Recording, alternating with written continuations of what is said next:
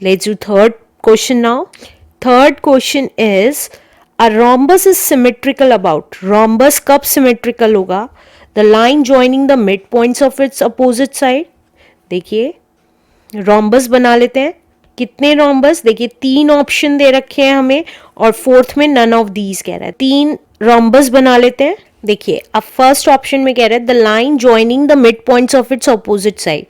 अगर मैं इसके मिड पॉइंट्स ऑपोजिट साइड के मिड पॉइंट्स ज्वाइन कर लेती हूँ तो देखिए ये ए.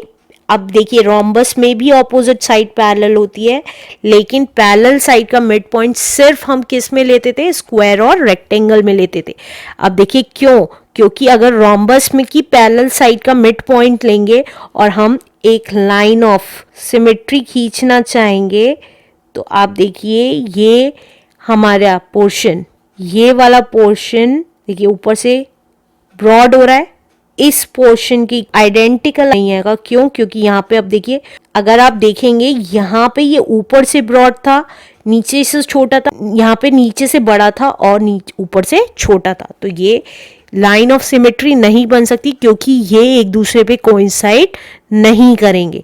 तो ये ऑप्शन नहीं हो सकता. सेकंड देखते हैं. सेकंड में कह रहा है ईच ऑफ इट्स डायगोनल्स. अगर हम इसकी डायगोनल्स ज्वाइन कर लें तो क्या रोम्बस सिमेट्रिकल होगा? तो देखिए अगर मैं इसकी ये डायगोनल ज्वाइन करती हूँ तो हमारा ये पोर्शन इस पोर्शन के इक्वल आ रहा है, राइट. इसी सिमिलरली अगर मैं ये दूसरा डायगोनल ज्वाइन करती हूँ तो हमारा ये पूरा पोर्शन इस पोर्शन के इक्वल आ रहा है, राइट. तो इसका मतलब ये ऑप्शन तो करेक्ट है. थर्ड ऑप्शन में क्या कह रहा है? Perpendicular bisector of each of it side. देखिए परपेंडिकुलर बाइसेक्टर कब करते हैं? किसी भी लाइन का मिड पॉइंट लेना. तो मिड पॉइंट का केस तो ये वाला भी था हमारा कि हमने इसका मिड पॉइंट लिया और उसको ज्वाइन कर दिया. तो इसका मतलब ये भी ऑप्शन हमारा करेक्ट नहीं है. तो इसका मतलब हमारा कौन सा ऑप्शन करेक्ट है?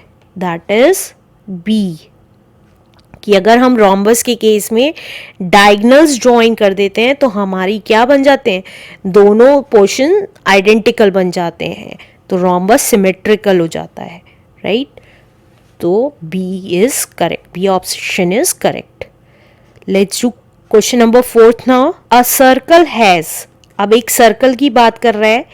No line of symmetry, one line of symmetry, 2 lines of symmetry और an unlimited number of lines of symmetry. तो देखिए अगर एक सर्कल लेते हैं, ये एक सर्कल है, वो कह रहा है इसमें कितनी लाइन ऑफ सिमेट्री बना सकते हैं. तो देखिए अगर मैंने ये सेंटर से पास करती हुई ये लाइन ऑफ सिमेट्री बनाई तो आप देखेंगे ये वाला पोर्शन हमारा आइडेंटिकल है किसके? इस पोर्शन के, right. One line of symmetry में तो नो लाइन का तो ऑप्शन ही नहीं है.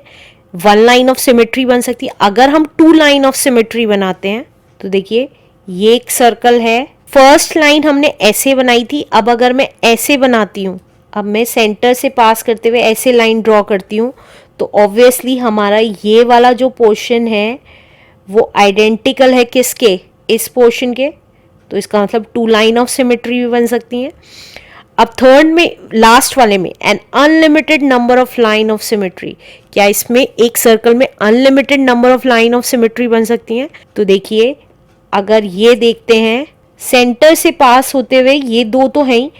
अगर मैं ऐसे डायगोनली करती हूँ तो भी ये आइडेंटिकल है, ये पोर्शन इस पोर्शन के इक्वल है.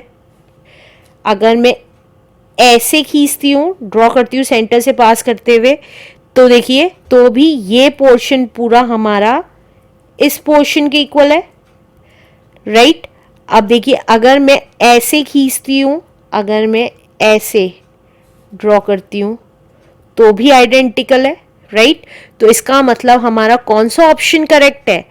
ये वाला ऑप्शन करेक्ट है कि unlimited number of lines of symmetry बन सकती हैं. किस केस में?